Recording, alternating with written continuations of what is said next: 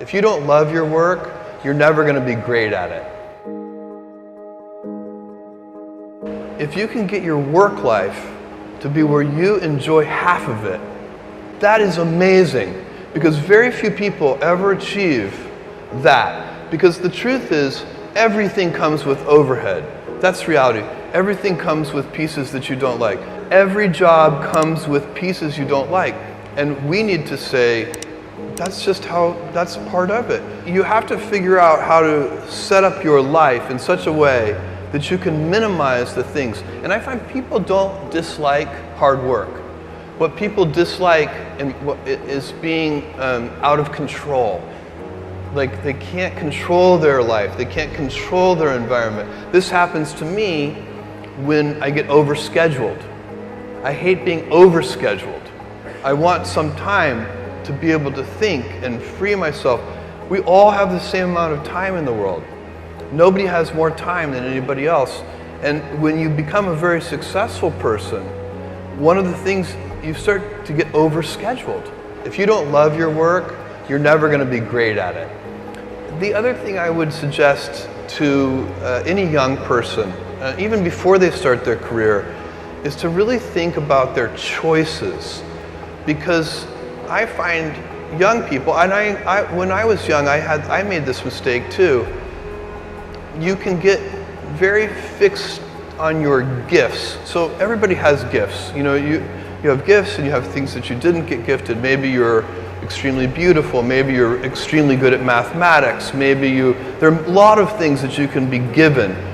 But those things can confuse you because they're not the things that construct your life. It's your choices that construct your life, not your gifts. You can celebrate your gifts. Be proud of them. Be happy of them. Actually, don't be proud of them. Be celebratory of them, but you can't be proud because they're gifts. They were given to you. You didn't earn them. You can only be proud of the things you earn. And so, as I got older, I started to realize I wasn't proud of my gifts. I was always good at school. School was always easy for me, and I was always proud that I was a great student. I got A's in all my classes. I was good at math, all of that. And I thought that's who I was, but it's not true.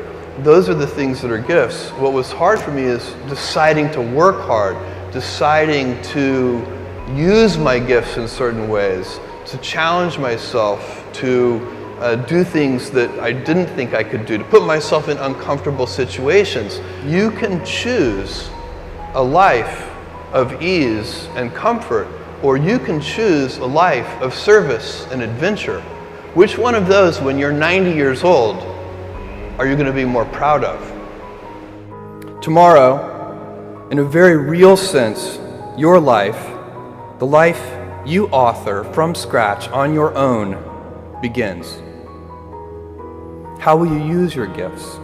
What choices will you make? Will inertia be your guide, or will you follow your passions? Will you follow dogma, or will you be original? Will you choose a life of ease or a life of service and adventure?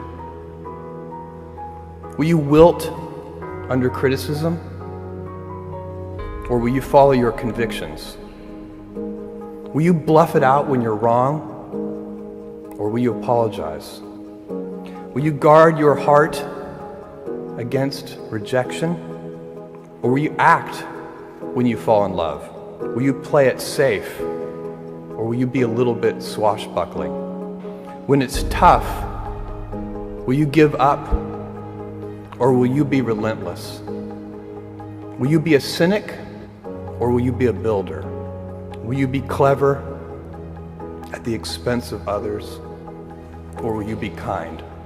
Tomorrow, and in a quiet moment of reflection, narrating for only yourself the most personal version of your life story, the telling that will be most compact and meaningful will be the series of choices you have made. In the end, we are our choices. Build yourself a great story.